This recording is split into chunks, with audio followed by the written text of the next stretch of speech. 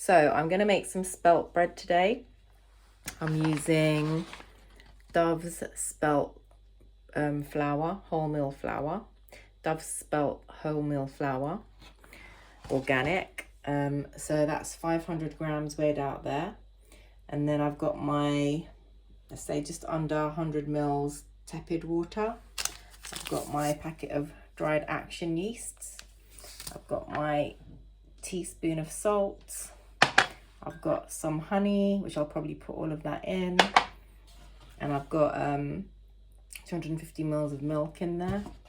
And a few spoons of oil. And that should be it for my bread ingredients, really. And I'll be making it in the bread maker, so which I got free from Facebook Marketplace. So let's see how well it's going to make this bread.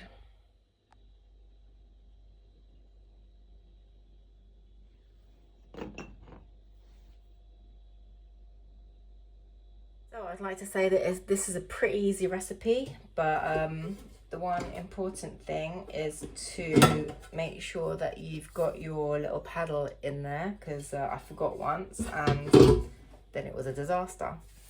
So turn the bread maker on, and their settings, oh, it's already started, so let me,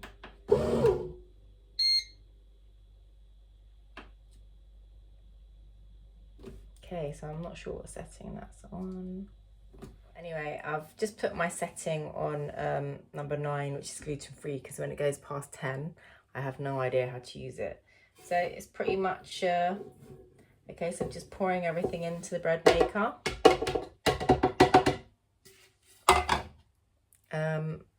The oil, which is cold pressed hemp oil, but you can pretty much use any oil.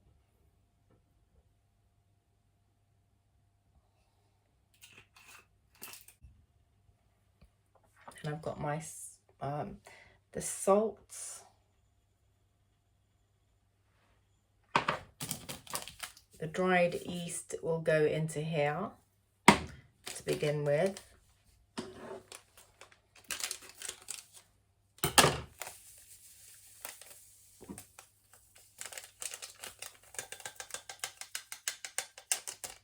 So I'll give that a stir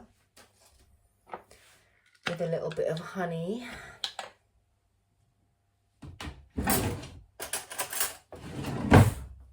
So I'm going to leave the yeast mixture for 5 minutes.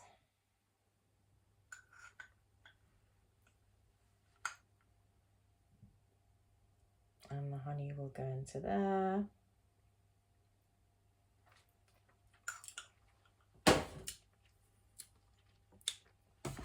And I'll put the 250 mils of milk in.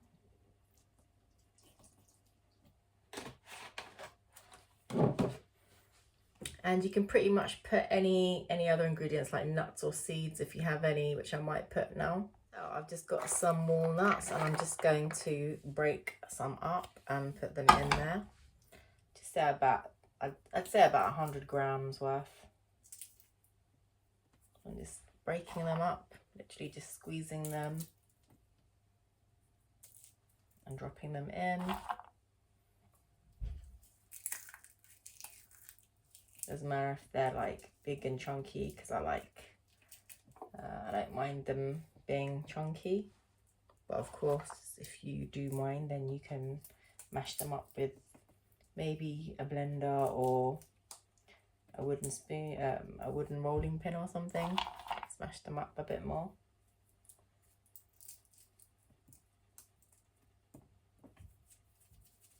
And I've decided to put some cranberries in there, seeing as I have some. I can throw a few in. Say just 50 grams to 100 grams of cranberries too.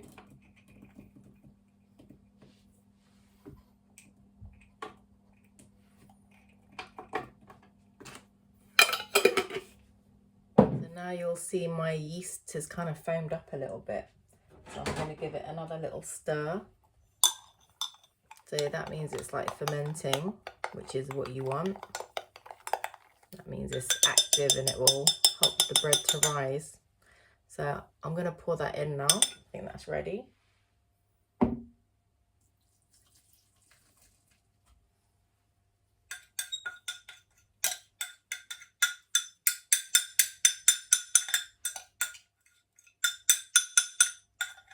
This is what it looks like inside. A mishmash of all the ingredients. So now I'm going to close it and press start. And just wait 2 hours and 54 minutes for it to start working.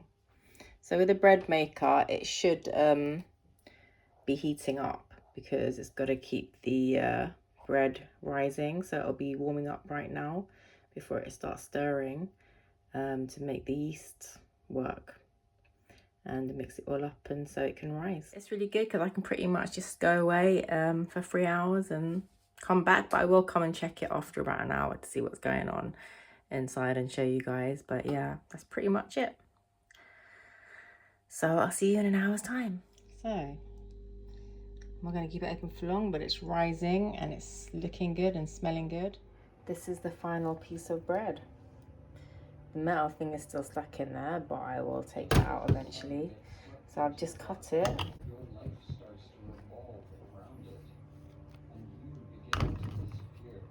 And that's the texture inside. It's pretty dense, but it's lovely and soft.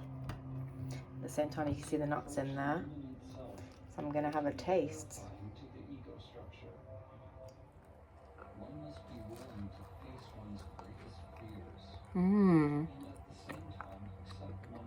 It's a really nice kind of dense bread. And I think the cranberries and the honey gave it a slight, just teeny weeny sweet taste. So I think it'd be nice to eat that with butter and honey. Delicious. Super simple. I recommend getting a bread maker. It's so easy to make any kinds of bread. You can make olive bread, walnut bread, spelt bread, any kind of bread that you can think of. But just not probably focaccia.